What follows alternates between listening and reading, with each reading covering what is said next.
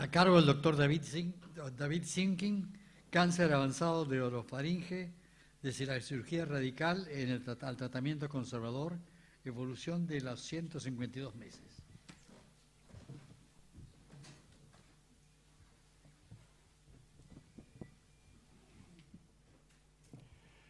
Buenas tardes.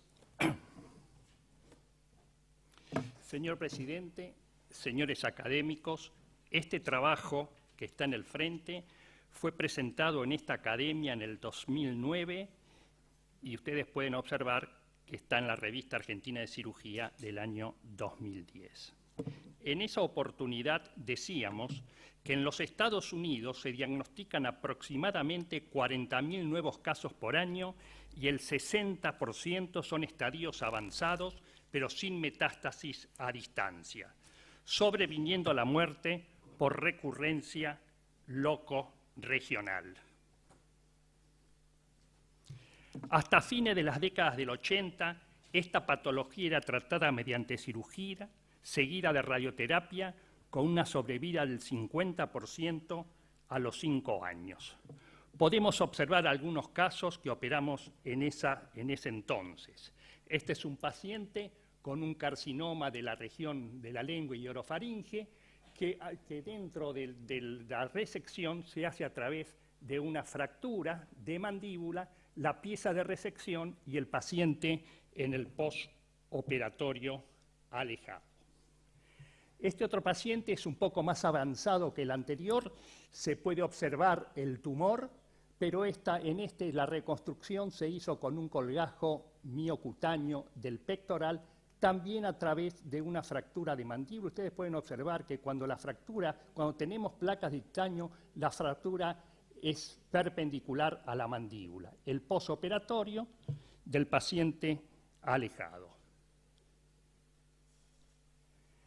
Distinto es cuando no contamos con este procedimiento de las placas de titanio, preferimos hacer una fractura, lo que llamamos en escalón, debido a que este segmento hace de tope del segmento inferior frente a la tracción de los músculos macetero, pterigoideos y temporal, y viceversa, este fragmento hace de tope a la movilización de este otro por los músculos supraioides. En este caso, la reconstrucción se hizo con un colgajo microquirúrgico del antebraquial y la osteosíntesis, como puede observarse, con alambres de acero inoxidable de 0,5 centímetros. Este es otro caso similar al anterior, donde se puede observar perfectamente cómo se levanta el colgajo del antebrazo y la anastomosis arterial y venosa. El paciente en el postoperatorio alejado. En algunos casos hemos tenido que realizar glosectomías totales, pero para evitar la aspiración fijamos la laringe a la mandíbula para solucionar ese problema de la deglución. Y en otros pacientes donde ya es muy avanzado el tumor, como en este caso, se hace una glosolaringectomía total con reconstrucción de la faringe y el posoperatorio alejado del paciente. En 1997, la Cleveland Clinic publica un estudio de quimio-radioterapia en cáncer avanzado de orofaringe, demostrando que la supervivencia es igual o mejor que la cirugía más radioterapia, pero con preservación del órgano. Es así que el fármaco llega al tumor con una circulación vascular intacta, disminuye el tamaño del tumor, erradica la enfermedad micrometastásica, aumenta la sensibilidad a la radioterapia y permite un tratamiento menos agresivo, teniendo igual sobrevida que el tratamiento estándar de cirugía más radioterapia, pero con preservación del órgano. El objetivo de esta presentación es analizar en forma prospectiva, no randomizada, los resultados obtenidos en el Hospital María Curie con quimio-radioterapia secuencial, dejando la cirugía como rescate quirúrgico. Entre el año 2002 y 2004 hemos instalado en este protocolo 97 pacientes, que fueron incluidos pacientes de cualquier edad y sexo, con T3 y 4, estudio anatomopatológico diferido y vírgenes de tratamiento. Fueron excluidos 37 pacientes, los que presentaban progresión de la enfermedad o no modificaban la misma luego del segundo curso de quimioterapia. Es así que la edad media de estos pacientes fue de 60 años, con una relación masculino-femenino de 11:1.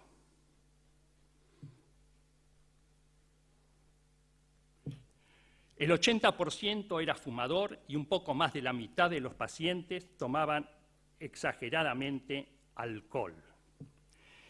De acuerdo a la clasificación del American Joint Committee, se dividieron en T3 46 pacientes, es decir, un poco más del 76%, de los cuales N0 eran 30, N1 10 y N2 6. Y T4 14, de los cuales N0 eran 7 y N2 también 7. En la totalidad fueron carcinomas epidermoides con distintos grados de diferenciación.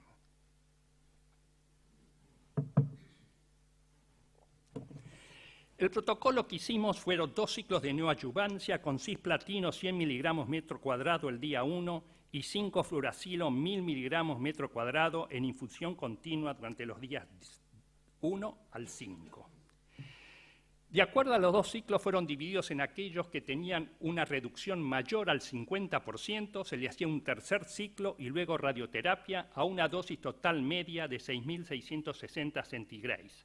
Aquellos que tenían una reducción menor al 50% seguían con cirugía más radioterapia o terapia paliativa. En cuanto a este tratamiento, la respuesta superior entre el 50 y el 70% fue de 31 pacientes de los 60, 65%, y de la reducción de 80 al 100% en 21 de los 60 pacientes, es decir, el 35%. Haciendo la salvedad que en este último grupo, en 9 pacientes, la reducción fue total macroscópicamente. Aquí podemos ver un paciente con un tumor de la lengua, del borde lateral de la lengua y la orofaringe, prequimioterapia y la reducción mayor al 80%. El seguimiento medio a partir de concluida la radioterapia fue de 63 meses, con un rango de 3 y 152. Se analizaron edad, sexo, localización, estadio, respuesta al tratamiento, cirugía de rescate, enfrentados al evento sobrevida. El análisis estadístico se realizó mediante el programa SPS versión 22.0 de Windows. Cuando presentamos este trabajo en el 2009 teníamos una supervivencia a los 60 meses de 33 enfermos, es decir, el 55%. Tomamos a partir de ese momento la evolución de estos 33 pacientes, llegando que 15 de ellos tenían una sobrevida a los 152 meses, lo que significa 45.4%, y si tomamos los 60 pacientes que fueron tomados entre el 2002 y 2004, había 15 pacientes que sobrevivieron 152 meses, es decir, el 25%. Como pueden apreciarse, en el sexo no hubo diferencia estadísticamente significativa, lo mismo con la edad, tampoco hubo diferencia significativa. En cuanto a la localización, lo hemos dividido en aquellos que asentaban en la base de la lengua y del resto del orofaringe. Los de la base de la lengua fueron 8 de los 33 pacientes que tomamos en este segundo periodo, 2 de ellos estaban libres de enfermedad con una media de 143 meses, mientras el resto fallecieron después de los 60 meses. En cuanto al resto del orofaringe, 25 de los 33 casos, un poco más del 75%, en 13 la sobrevida media fue de 138 meses y 12 fallecieron después de los 60 meses. A pesar que hay una tendencia que parecería que la localización lateral es mejor que la base de la lengua, la diferencia no fue estadísticamente significativa. Distinto pasó con el T3 tiene una sobrevida casi del 40% a los 152 meses, mientras los T4 fallecieron todos después de los 60 meses. La diferencia fue estadísticamente significativa, como así también la reducción. aquellos que tenían una reducción entre el 80 y el 100%, y el 100% tenía una sobrevida del 33% frente al 24%, un poco más del 24%, los que tenían una reducción menor. Lo mismo aconteció con aquellos que tuvimos que hacer rescate quirúrgico, donde la sobrevida fue solo del 13%, a diferencia de aquellos que evolucionaron sin cirugía, que fue del 35%, diferencia también estadísticamente significativa. Es decir, que en el análisis univariado, el estadio, la reducción y la cirugía de rescate fueron las únicas variables estadísticamente significativas. Y en el análisis multivariado, el estadio, el sexo y la reducción fueron las variables estadísticamente significativas. Tuvimos como complicaciones estomatitis en 12 de los 60 pacientes, es decir, el 20%. Discusión. Cuando hablamos de base de la lengua, nos referimos a esta localización, y cuando hablamos de pared lateral de la faringe, nos referimos a esta otra posición. Hace unos años, en un congreso de cabeza y cuello, la introducción la hizo este actor Michael Douglas, y 5 años después, en una revista de la especialidad, decía: me curé del cáncer. Él había tenido un carcinoma de la orofaringe.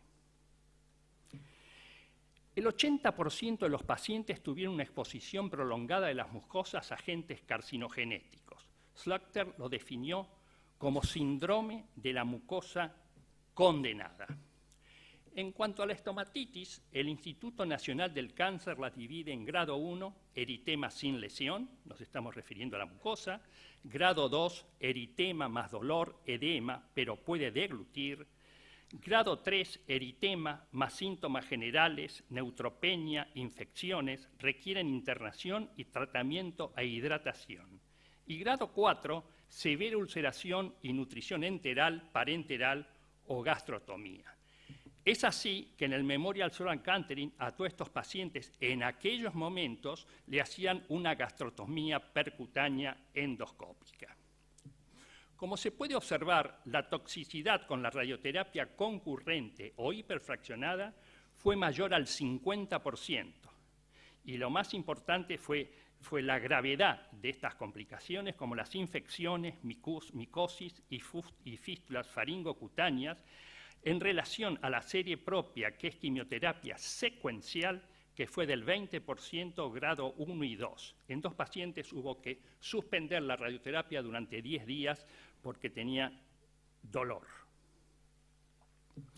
El control de la evolución se hacía con el examen clínico, tomografía computada, y si tenía adenopatías, punción con aguja fina. Con esta metodología se diagnosticó recurrencia en 13 de los 60 pacientes, lo que es un 21.6%. A partir de ese momento leímos este trabajo que habla de vaciamientos de cuello previo a la quimioterapia cuando tiene adenopatías importantes, y es un protocolo que estamos empezando a realizarlo. ¿Qué adelantos hubo en el presente en estos 15 años desde que empezamos con este tratamiento? En primer lugar, la mayoría de estas complicaciones sucedieron antes de la administración de la radioterapia con intensidad modulada. A partir de este cambio de planificación, la toxicidad se ha minimizado. Por supuesto que este tipo de radioterapia no la tenemos en el hospital, pero doy fe que esto es cierto en pacientes extrahospitalarios. Actualmente el tratamiento se basa en carboplatino, 150 miligramos una vez por semana durante 6 semanas, doxetacel, 120 miligramos el día 1, y en la tercera semana radioterapia o 3D. La sobrevida de pacientes con cáncer orofaríngeo está significativamente influenciada por el estatus del HPV. Es decir, que un trabajo de estas características hoy en día no se podría presentar porque en ningún caso hicimos el estudio del HPV hace 15 años atrás. Los pacientes HPV positivos son 10 años más jóvenes que los HPV negativos y de nivel socioeconómico mayor. Como puede observar este trabajo, ya todos los trabajos que se refieren al tema hablan de la relación del papilomavirus y el cáncer orofaríngeo. Este es un trabajo del año 2010. O este otro, de epidemiología, pero siempre asociado al HPV, es un trabajo del 2014.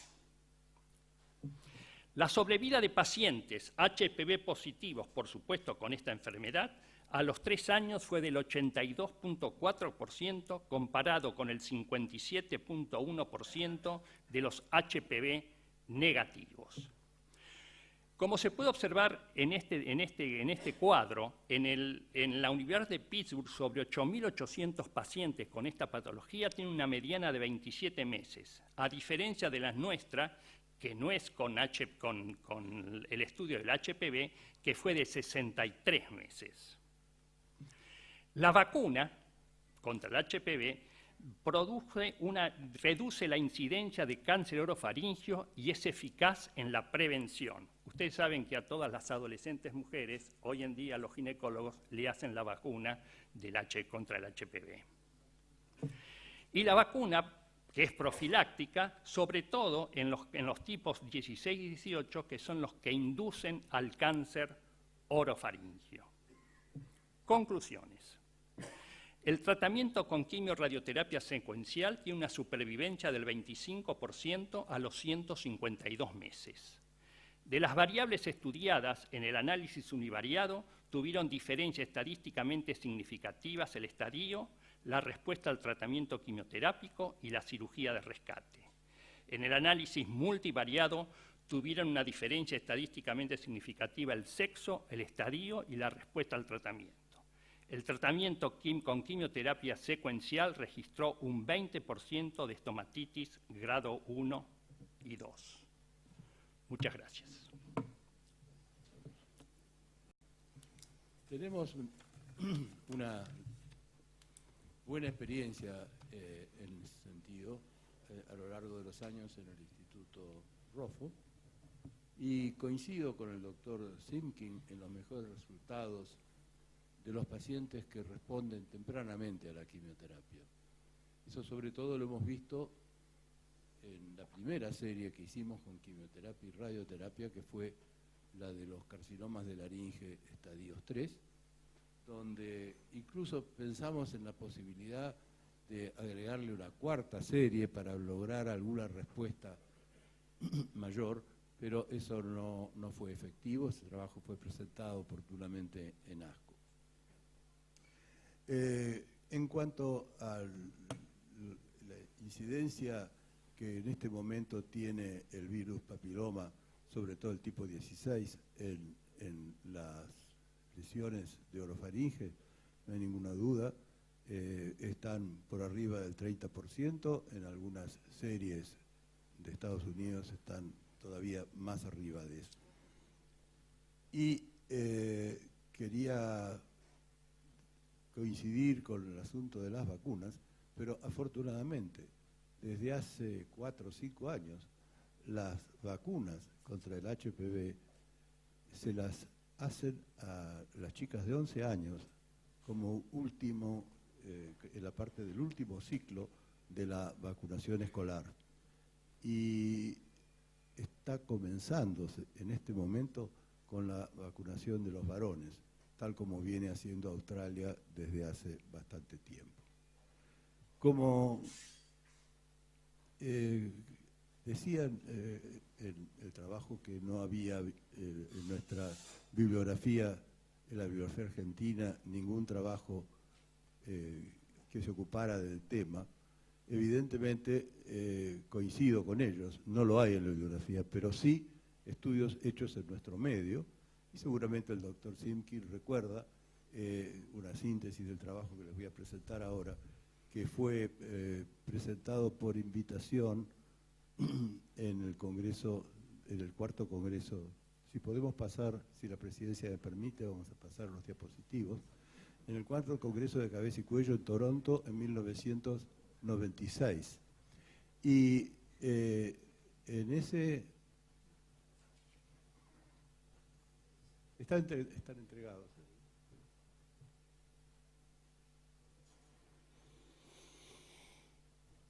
En ese trabajo analizamos la experiencia del instituto.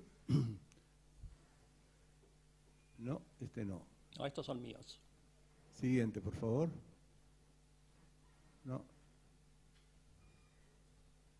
Esos, sí.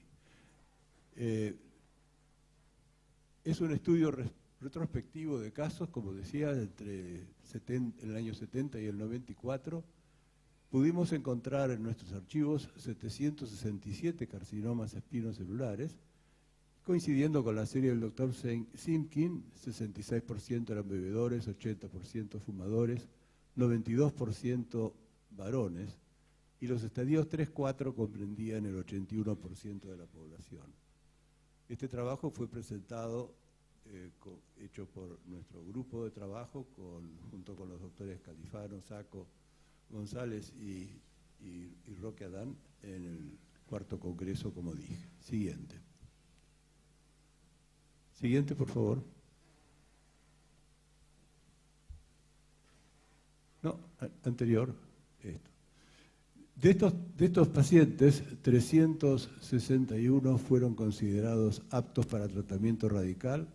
Hubo muchos pacientes que solamente consultaron y luego no fueron tratados, y otros a los que se los consideró no aptos para el tratamiento curativo, de los cuales 261 hicieron radioterapia y 100 cirugía. La evolución fue estudiada por curvas actuariales con el procedimiento de Kaplan-Meier y las diferencias estadísticas por el Cox-Mantel con el programa PECAN. La sobrevida global de los pacientes con tratamiento radical fue de 25% a los 60 meses. Y para nuestra sorpresa, siguiente por favor, bueno, vimos ahí la diferencia por estadios. Indudablemente los 3 y 4 andaban bastante peor que los 1 y 2, muchísimo peor. Siguiente, por favor. Para nuestra sorpresa, la diferencia entre el tratamiento con cirugía y el tratamiento con radioterapia eran prácticamente similares. Y estoy hablando del año 1996, cuando todavía esto no estaba enteramente aceptado.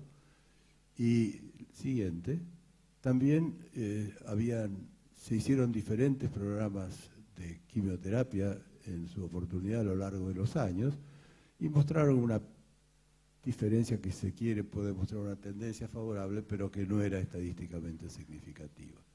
De manera que creo que es oportuno actualizar el tema. La epidemiología ha cambiado fundamentalmente. Ya muchos de estos pacientes no son fumadores y bebedores, sino que son gente joven que ni fuma ni bebe, o fuma o bebe moderadamente, y que tienen estas lesiones por el virus papiloma. Muchas gracias. Gracias, doctor Pradier.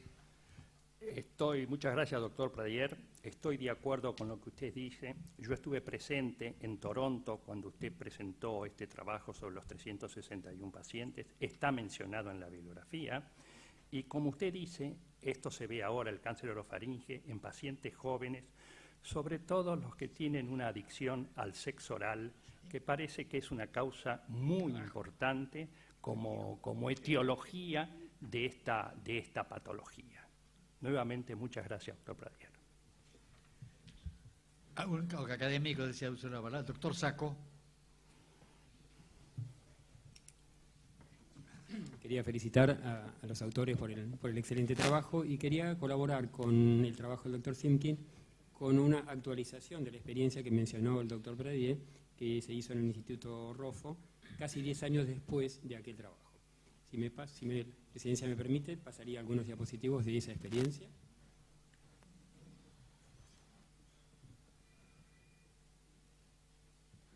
Sí, esto es el trabajo que presentamos, entonces se presentó en ASCO, con el grupo de trabajo de cirugía de cabeza y cuello y oncología del Instituto de Oncología Ángel H. Roffo, que fueron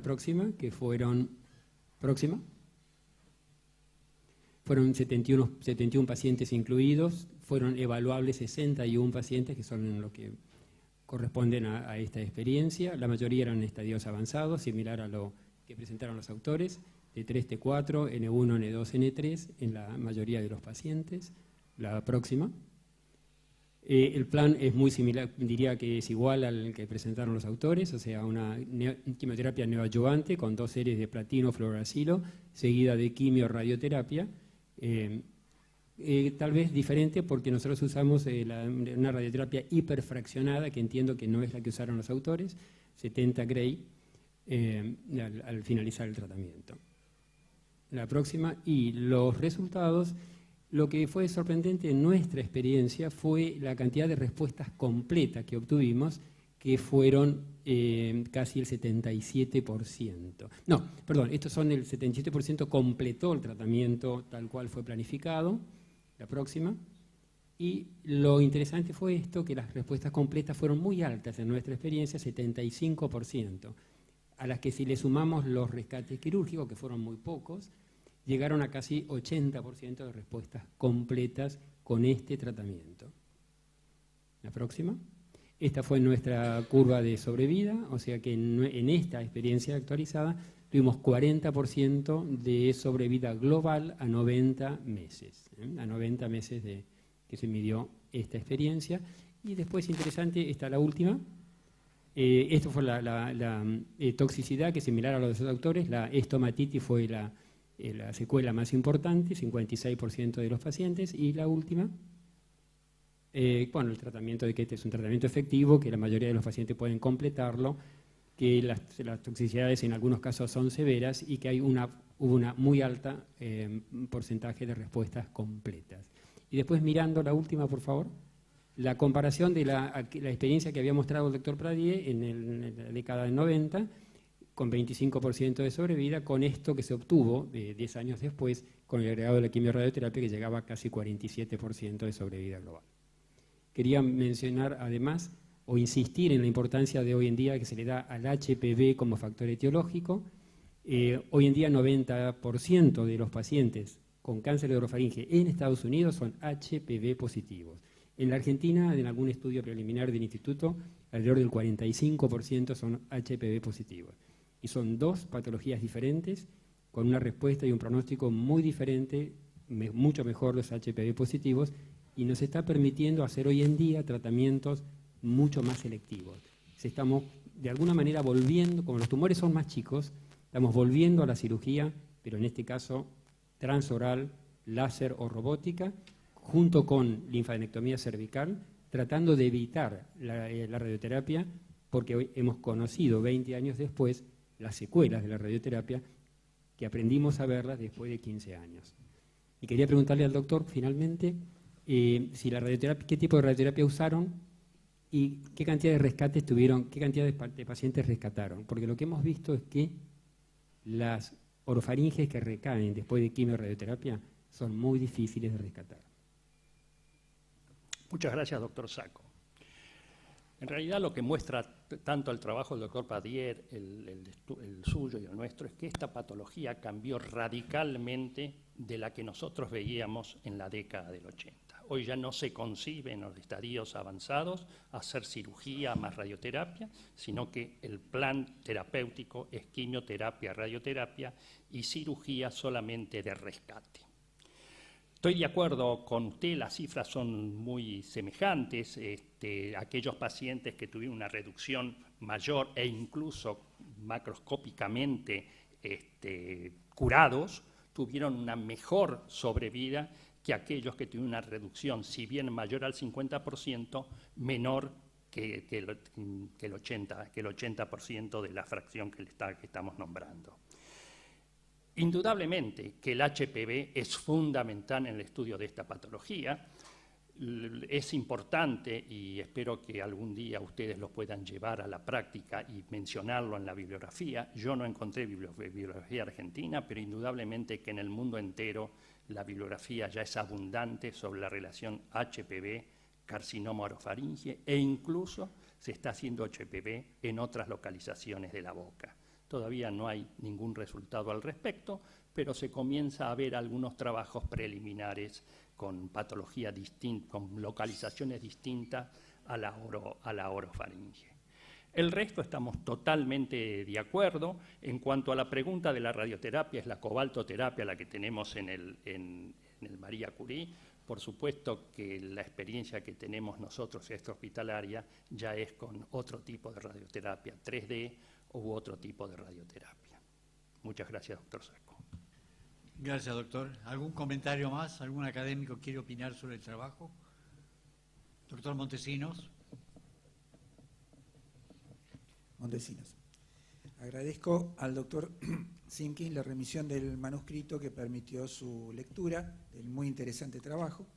Querría rescatar acá la importancia de un seguimiento prolongado y es lo que da valor a poder medir adecuadamente la efectividad de nuestros tratamientos oncológicos. Me parece que es muy importante destacar eso, haber conseguido tener resultados con un seguimiento prolongado. En base a eso también quería preguntarle, analizaron supervivencia global, tal vez considerando la cohorte que tienen con las comorbilidades y edad de los pacientes, ver la supervivencia específica por la enfermedad. Y quería preguntarle también sobre los segundos primarios, si durante todo un seguimiento tan prolongado hubo pacientes que han recaído con segundos primarios en otras localizaciones. Me sumo también a las consideraciones sobre la importancia del HPV, a tal punto que la última edición, la 8ª edición del Manual de Estadificación TNM, ha incluido un capítulo específico para tumores de orofaringe HPV positivos. Nada más y muchas gracias. Muchas gracias, doctor Montesino. En realidad, ustedes saben que nosotros no tenemos computarizadas las historias es en papel. En la primera parte éramos autoridades tanto hospitalarias como administrativas, por lo tanto era muy sencillo sacar del archivo las historias clínicas. En esta última parte, con los años, ya no tenemos ni la autoridad asistencial ni la autoridad administrativa, y el esfuerzo de hacer la estadística de estos casos fue realmente muy importante. Con respecto a la primera parte. Con respecto a si tuvimos segundos primarios, por lo menos en las historias clínicas no estaban escritas. Ustedes piensen que son más de 15 años con diversos médicos que han actuado evolucionando a los pacientes, con la letra que sabemos tenemos todos los médicos al respecto. Leer una historia que puede tener 100, 120 hojas es un esfuerzo monumental. Vuelvo a repetirlo, no están computarizadas, pero no hemos registrado segundos primarios, por lo menos en los 33 enfermos que finalmente fueron estudiados. Muchas gracias nuevamente, doctor Montesino. Gracias, doctor Simkin. ¿Algún comentario de algún otro académico? Doctor Curuchet. Curuchet. Bueno, el trabajo que trae Simkin y colaboradores es muy interesante, obviamente, porque pone en discusión algunas consideraciones sobre el estado actual de tratamiento de cáncer orofaríngeo, estadio 3 y 4, que es para eso ese protocolo. Obviamente siempre que han excluido estadios 1 y 2 de este protocolo de tratamiento, por razones obvias. Y se ha tratado siempre de extrapolar al cáncer de cavidad oral lo pasado en laringe, que ha sido muy bien estudiado, muy analizado y ya es muy claro que el tratamiento de laringe, de carcinoma laringe avanzado, es preservación de órganos. Y acá lo que importa en estos protocolos es ese punto, la preservación de órganos. Porque cuando uno lee todos los trabajos o muchos trabajos publicados y hay alguna serie de un trabajo, un metaanálisis de grupo de colaboradores de quimioterapia de cabeza y cuello que analizaron 18 estudios de tratamientos diferentes sobre más de 3.000 pacientes, se ha visto que en cáncer de laringe y en cáncer de cavidad oral la diferencia de sobrevida libre de enfermedad y sobrevida global no es diferente con el tratamiento clásico de cirugía y radioterapia. Lo que es diferente es que lo que sobreviven, que son bastante similares, preservan el órgano. Esa es la gran diferencia que hay. Mientras los otros, obviamente, han perdido el órgano. Ese es el gran adelanto que hay en toda esta situación. Por lo tanto, tratando de no homologar, cuando uno habla de cáncer de cavidad oral, debe referirse, como es en la laringe, que es un órgano fijo, y este tratamiento es lícito para toda la cavidad oral que sea fija, y como dijeron los autores muy bien, eso es base de lengua, velo de paladar, paladar duro, arcada dentaria, etc. No es factible traspolar eso a lengua móvil, por ejemplo, porque es imposible hacerlo. De todas maneras, el tratamiento actual ha llevado a un control de la enfermedad muy importante, con una preservación de órganos bastante importante, casi más del 50%. Y la expectativa futura agrega algunas especulaciones terapéuticas con respecto a eso. Por ejemplo, la discusión en cavidad oral si el tratamiento debe ser de la quimioterapia de inducción o tratamiento híbrido o neoadyuvante, que es el que aparentemente presentan los autores, versus tratamiento complementario, es decir, concomitante quimio-radioterapia en el momento, que es el que se está estabilizando en la laringe en este momento. ¿Por qué? Porque los dos tienen ventajas y desventajas. El tratamiento con inducción ofrece un control mucho mayor de las metástasis a distancia regionales de estos cánceres, mientras el tratamiento concomitante, que es quimioterapia y radioterapia conjuntas, que es el que se tiende a actuar en este momento en laringe, ofrece un control local de la enfermedad mucho mayor. Por lo tanto, hay unas especulaciones en que están en marcha unos protocolos en combinar tratamiento de inducción, o sea, híbrido, neoadyuvante, con tratamiento concomitante, quimio-radioterapia.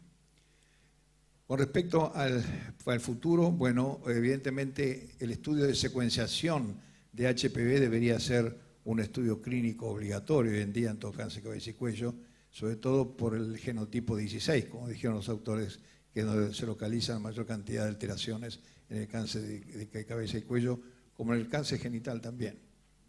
Y los elementos futuros es si algunos protocolos de tratamiento como estos combinados, agregando algunas taxanos, por ejemplo, actualmente, ofrece un mayor control local de la enfermedad, con una mejor sobrevida, y sobre todo especular con anticuerpos monoclonales que puede llegar a asociarse con estos tratamientos. Es decir, que hay una gama de especulaciones terapéuticas, pero es evidente que todos tienden a que el tumor sea controlado conservando el órgano en el cual hace interprimario. Por lo tanto, estamos totalmente de acuerdo, un trabajo muy importante y los felicito a los autores. Gracias.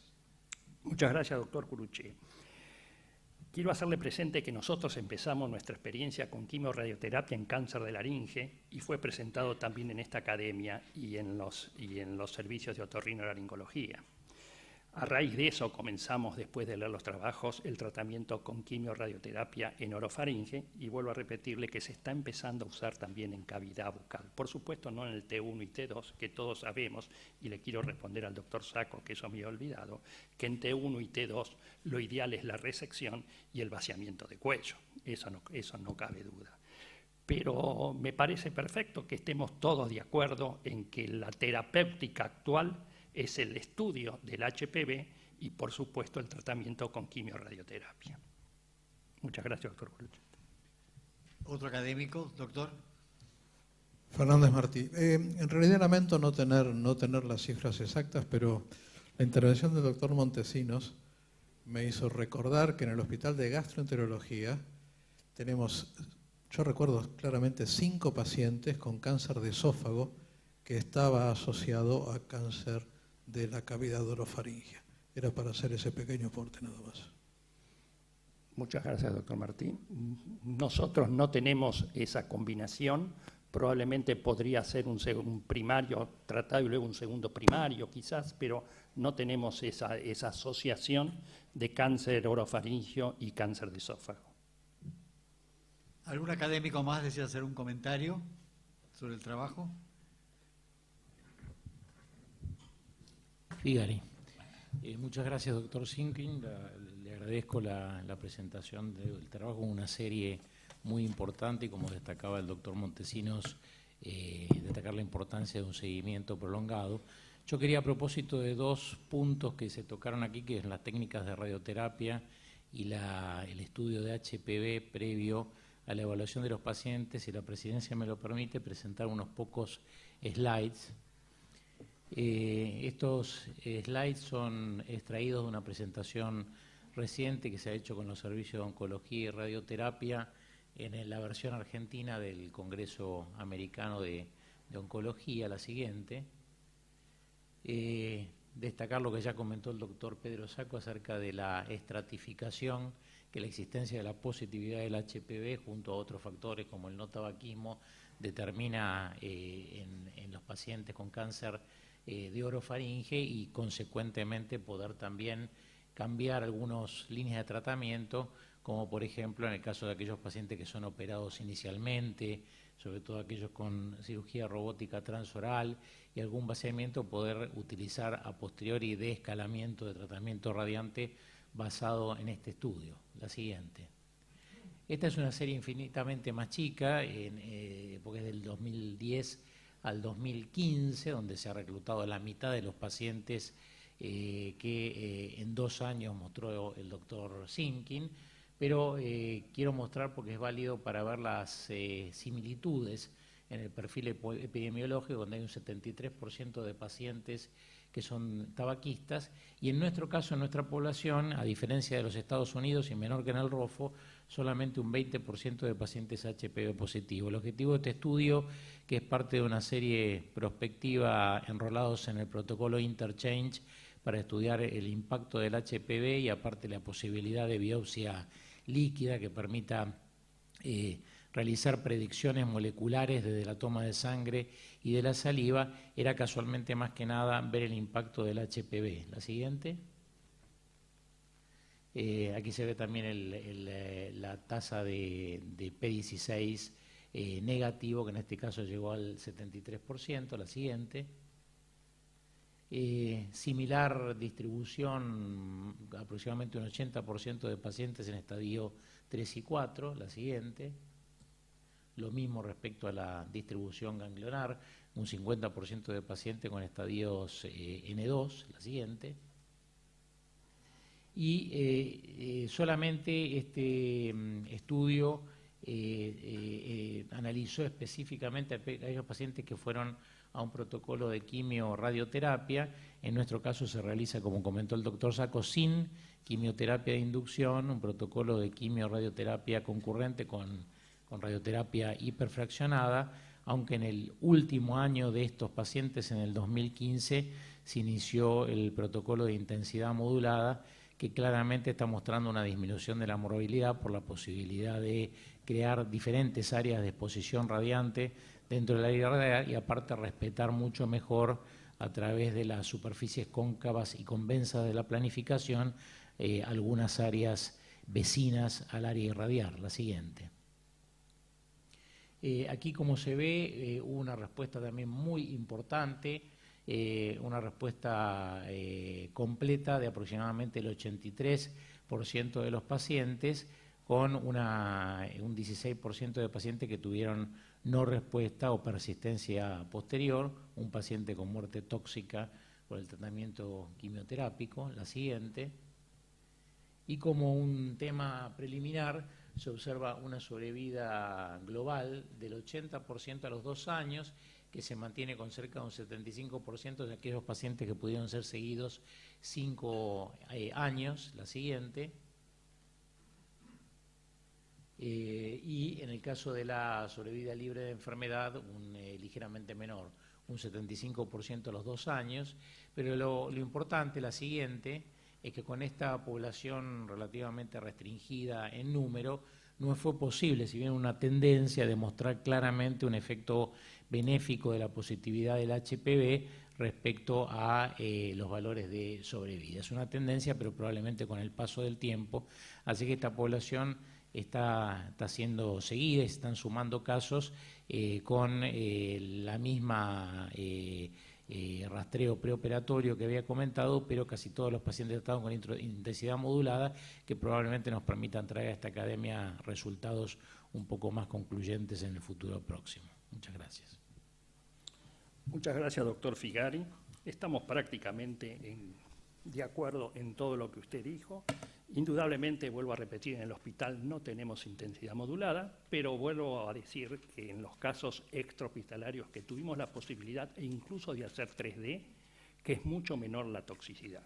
No hacemos concurrente ni hiperfraccionada, sino que la hacemos siempre secuencial, porque tenemos indudablemente un porcentaje de estomatitis menor, como ya demostré y como demostró también en su trabajo, de estadios 1 y 2 de estomatitis, donde realmente el paciente no sufre ninguna alteración de su estado nutricional, como podría ocurrir con este otro tipo de tratamiento. Muchas gracias, doctor Figari. ¿Algún académico más desea opinar sobre el trabajo del doctor Zinkin? No.